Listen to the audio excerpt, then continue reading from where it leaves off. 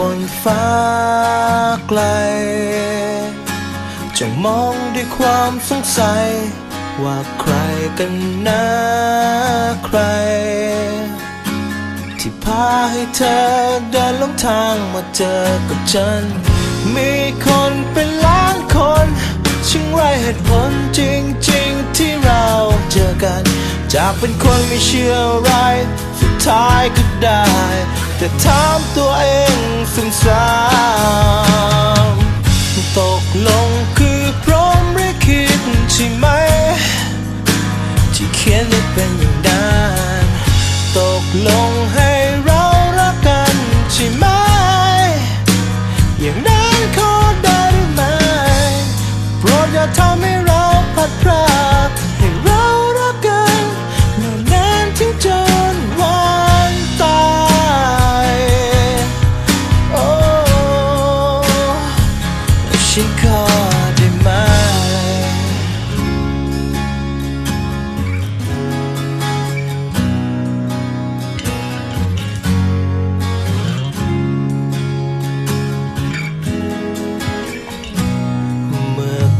ลมหายใจก็คิดว่าเป็นของฉันแต่พอได้พบเธอรู้จริงๆลมหายใจคือเธอเท่านั้นมีคนเป็นล้านคนช่างไรเหตุผลจริงๆที่เราเจอกันจากเป็นคนไม่เชื่ออะไรสุดท้ายก็ได้แต่ถามตัวเองอีกครั้งตกลงคือพร้อมหรือคิดใช่ไหมที่เขียนได้เป็นอย่างนั้นตกลงให้เรารักกันใช่ไหมอย่างนั้นขอได้หรือไม่โปรดอย่าทำให้เราพัดพรากให้เรารักกันนานๆถึงจนวันตายฉันขอได้ไหม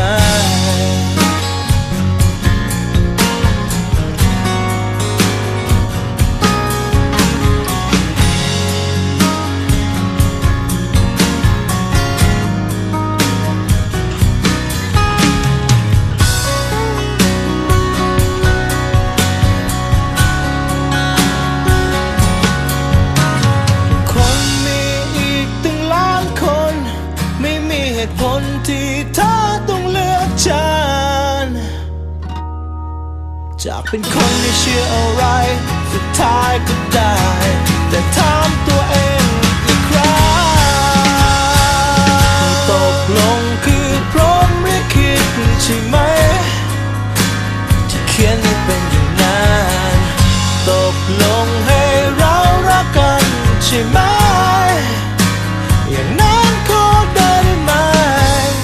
โปรดอย่าทำให้เราพัดพรากให้เรารักกันนานๆถึงจนวันตายโอ้ฉันขอได้ไหมโอ้ฉันขอ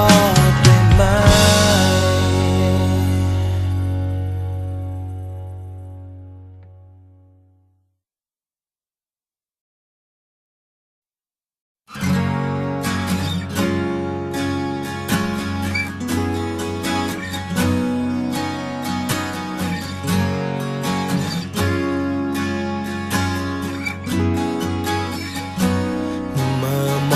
บนฟ้า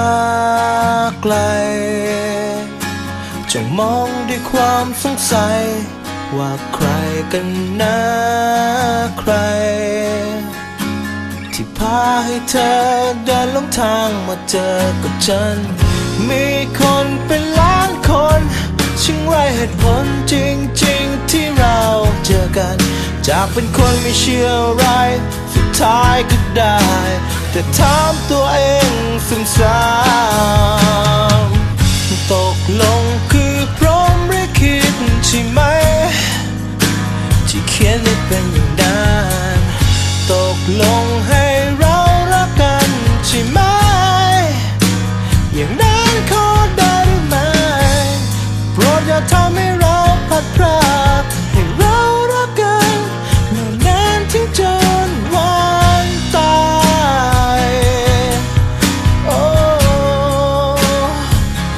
ฉันขอได้ไหม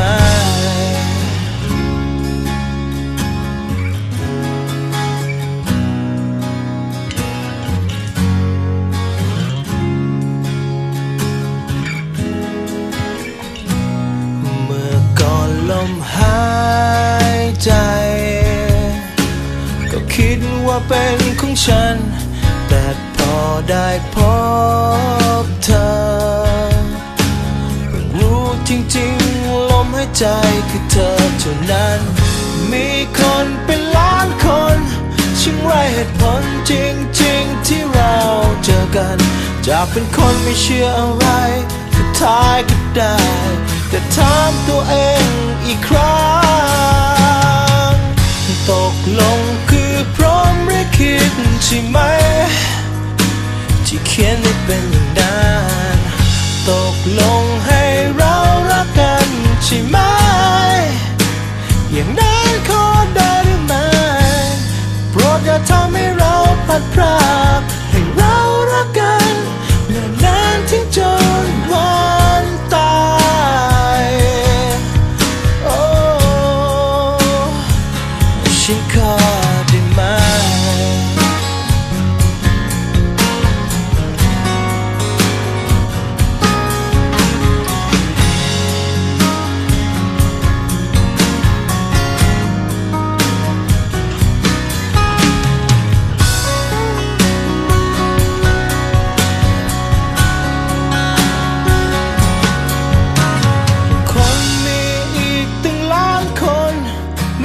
เหตุผลที่เธอต้องเลือกฉั